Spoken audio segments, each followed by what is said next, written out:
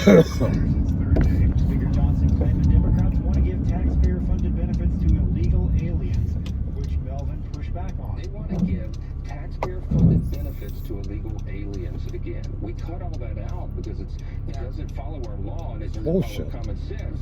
No, it is. Look at page 57, section 2141 of the bill that Chuck Schumer filed. I had a hankering feeling you were going to bring that up, and I actually did look at it. And we can't get into it obviously here on the show. But that last statement was a bit misleading. This idea that they No, it's not. No, it's not. That's what those Trumplicans do. They lie, their feet stink, and they don't love Elvis. Well, to be fair, I don't love Elvis either. It's the Beatles, man. It's the Beatles all the way. In modern times, and not so modern times, it's Beethoven. Yeah, Mozart's okay, but Beethoven, he was the man. I'm going to talk about gratitude today. But first, let me hit up some of the recent drama on the boob tube, which it's not very spiritual, guys. And sometimes you just gotta say, I don't give a fuck, to maintain your emotional sobriety. Oh, Lollipop Man's got a stop sign. Okay. Yeah. A little bit on the drama. Drama. I would say more circus. Chris Ruff hates Chris Ryder. Chris Ryder hates generally specific hates Muckster. Muckster hates everybody.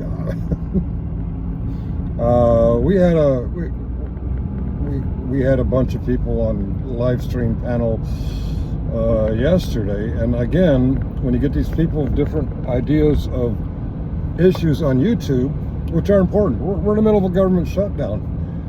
Does YouTube really matter? I haven't been paying attention to the government shutdown the way I should. I've been paying attention to these entertaining people on YouTube who, some knowingly and some unknowingly, are kind of aware and tear on my spiritual condition, and I gotta take care of me. So, had Cliff and GS on at the same time. Recently, it was GS and for public safety. Yesterday, I was doing part 2 of the review of Chris Ruff, who I think in part 1 he claimed that the only reason he watched me was because his name was mentioned twice. Well, his name was mentioned yesterday too, and he actually came in the chat, and I kind of scanned through his shit. He didn't mention me. He was in the chat. He was in the chat while I was pointing out his partial display of the LLC for public safety, the KLC. He showed everything but who it's actually registered and said, I'm for public safety. Well, I switched the screen to the actual LLC listing, and it's John Scarborough. Oops. Funny thing, he didn't mention that. Well, I kind of skimmed through the multiple hours of his nonsense last night, but as far as I could tell, it was all about Chris Ryder. He's really mad at Chris Ryder. I'm a little miffed at Chris Ryder too. Yeah, Chris Ryder does overplay his hand, and sometimes, often to his own detriment. I guess it was Chris Ryder's birthday yesterday. Which reminds me, it would be the anniversary of the non-Roughneck reunion. All right. This shit is just too silly for me to get too involved in. But yeah, Chris Ruff pretended to not notice that I called him out on his lie. Of course, last night his stream, he's talking about, I'm sick of all the lies. You're one of the liars, Chris Ruff. You are not for public safety. You don't even own the LLC. John Scarborough does. Unless one of you realizes your real name is Chris Ruff, maybe your real name's all right. Let's get back on the gratitude. I've been away from work for a while, and apparently while I was ignoring the news, I was inadvertently ignoring some big work news. There's a change is coming, and it doesn't smell like a good change. But we will see. Time will tell. I'm a member of a 10-person team. There are 9 others like me who do what I do. We cover 24/7, 365 minus company holidays. The company holidays are usually federal holidays. Sometimes it's a little bit off. But, yeah, so basically 24/7, minus 24/7, 365 minus company holidays. And on company holidays, we have on-call coverage, which the 10 of us take turns on who's covering what holidays. We do it different times a day, and we do it different days in a 7-day week. But between the 10 of us, we cover the entire week. The 2 people who do my shift, myself and another fellow, we work 11 p.m. Eastern till 9:30 a.m. Eastern work. I'm not sure if you really call it work. We're employed. And sometimes I get miffed at him, sometimes I appreciate him. He takes a lot of time off, a lot of sick time, a lot of my kids this, my mom that. A couple years I actually calculated he went way over his allotted time. I don't know if to get him to leave without pay or the bosses just aren't noticing. But I have gratitude because who's the first one up to grab some overtime? Me. My coworker on the other half of the week has been a big part of my income. Thank you. Because I'm not good at money. I throw it around. You all know that. So I'm grateful for the slacker. Maybe all of his issues are real. I don't know. But it's given me a lot of money. A lot more money, say, if I moonlighted with Lyft or Uber or McDonald's or what have you. It's considerably more hourly, and it's considerably more. And so I have gratitude there. Now he and I both get off at 9:30 on our respective days. On Monday morning, it's just him until the day shift comes on at 8. And on Friday morning, it's just me until the morning shift comes on at 8. So we have an hour and a half overlap. And consistently, when it's just him coming off at 9:30, he doesn't take anything that comes in after 7:55. Even though he's got an hour and 35 minutes to deal with it, to handle it. A lot of grumbling and griping about that. Okay, so it's Friday morning, and I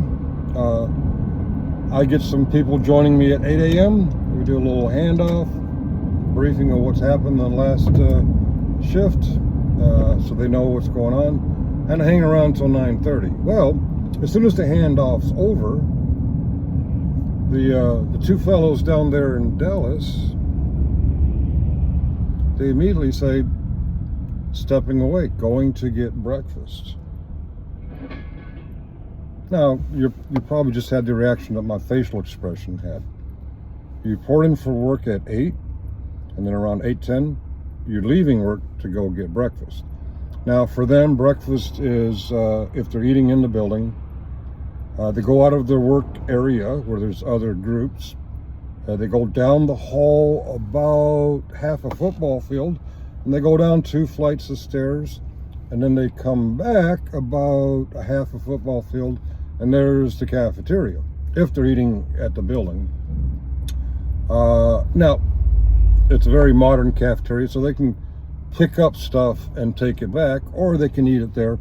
Unless they're like the fastest eaters on the planet, they're bringing it back to their desk and they're eating at the desk, but they actually have to leave, go down, and anything that happens in the time that they're both away, that leaves it to me. I gotta take it. Does that sound fair? On the high surface, no, it does not sound fair. But I do the same job they do, you gotta remember, they are at the office. A while back, the federal government kind of took control of things of our not government company and demanded everybody back to the office, regardless of your job. Everybody's going back to the office. So we all got cubicles and stuff assigned to us, and as we got closer to the deadline, well, we don't want to turn on the climate control overnight and over the weekend. So if you work weekends or you work overnight, those shifts you don't have to do from the office. Oh, gratitude. And then, well, it's kind of a hardship for the people who live I don't know what X is, but we've noticed that people who live so far away don't have to come to the office. Well, that's nice. When it came down to it, the people who live close enough and work the right hours, and some of them work part-time weekend, part-time weekday, some of them get a split. I get to work from home some days, and I get to work at the office some days. I got a tire pressure warning. Okay. So they leave at 8:10 for 20, 30 minutes, and I got to take anything that comes in. That's okay. When I decide to eat on the job, I can hear the computer chime. Oh, something's coming in. Whether it's a snack out of the refrigerator or if I'm preparing an entire meal, ding. Oh, let's turn off the stove and go check out what the ding was. And oh, yep, it's an escalation. Let's get to it. No big deal. So I am blessed that I can do all that from home. They have to commute to work, find parking, shit, shower, and shave. Sometimes I don't have to shave. I get to do this right at my desk. I don't know if they smoke or vape or not, but they can't do that. They have to step outside to do that. So I'm grateful for that. Would you be grateful or would you be bitter that they step away for breakfast after the workday starts? I could see it either way. Now, if I was going to the office, I'd buy me a little myth. Hey, you should eat breakfast before. But yeah, it's not a big deal. I get to work from home. I get to work a shift where less happens. I get shift differential. And when that other guy takes all that time off, I get the opportunity for overtime. That's time and a half plus 15% shift differential, and most of the time nothing happens. Gratitude, man. It's good to have a job in these times, and these times people who do my kind of work, anything around IT, it's getting harder. I'm in an area where there's a lot of federal workers. A lot of federal workers who do IT. A lot of federal workers who do IT who keep getting doged or fired or now this indefinite government shutdown. So to get a job in IT now in Northern Virginia, parts of Maryland and DC, you're competing with the federal workforce who are now looking for work. And it's not easy for them. So if I want to keep my job or apply for a new job in my field, I'm competing with a lot more people and a lot fewer jobs. And when this chunk of our company apparently is going away, how much IT support will we need after it's a big chunk. I'm like, holy shit, how did I miss this? I'm grateful that I have this job. I'm grateful that I can work from home. When I came into the DC area from New York, I was reminded, holy shit, people do this shit 5 days a week. Right now, there's almost no traffic. Why? Because there's a government, the government shut down. So all the government employees, they're not commuting to work. And oh, by the way, all the people who work around government employees, people run restaurants for breakfast and lunch, maybe happy hour. They don't need so many employees. So there's just fewer people on the road. It's not quite as empty as COVID, but yeah, the arteries are unclogged. Coming into DC Tuesday evening at rush hour, holy hell, what the hell's going on? It's even worse than normal. And what was going on is the government employees are rushing back into the DC area because they have to, even if the government shut down, and it did, they had to do an orderly shutdown.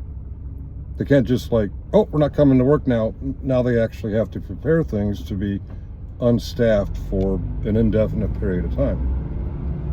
Right now, usually this trip that I'm making, I'm going to be early. Why am I going to be early? Because the federal government shut down, and those people are being threatened. If we stay shut down too long, there are going to be mass firings.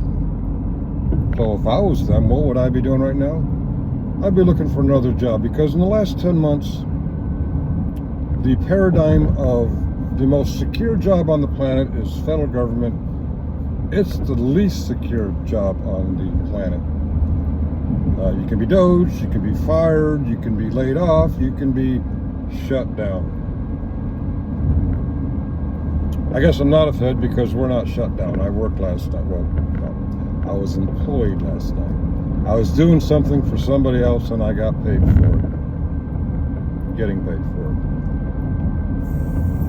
it. I have gratitude and I have empathy for all those people in this area who are out of work right now.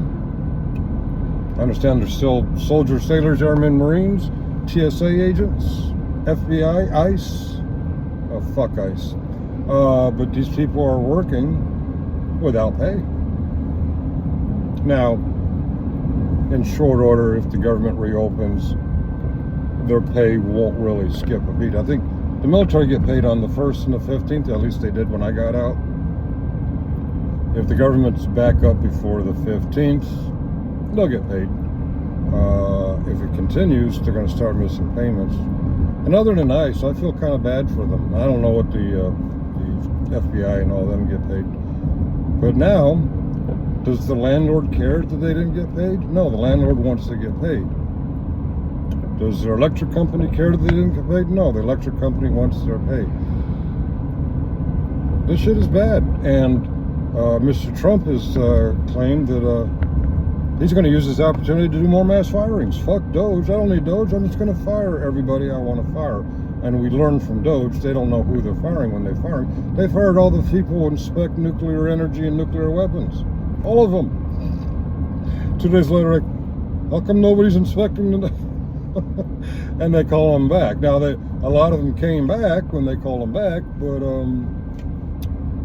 you know, they're keeping one eye out for something else because it's not a safe job. The federal government is not a safe job. Thank God I don't currently work for the federal government, but the federal government is trying to control our company and other companies. Companies like and unlike mine. We, ladies and gentlemen, we are now in an oligarchy. Poverty is going to become more prevalent. And while I am not in the poverty zone, I'm very grateful. Will I still be grateful when they completely take my company over and Finkel's gone? I don't know. Just for today, I'm grateful. And by the way, all that stuff, Chris Ruff, Chris Ryder, GS, I have no problem with GS, but I mean, all this drama on YouTube right now, I really don't give a fuck. There's more important things going on. Yeah, I'm here early. Thank you for Mr. Trump for clearing up the traffic ways. Gratitude, man. Practice it. It feels good. Cheerio.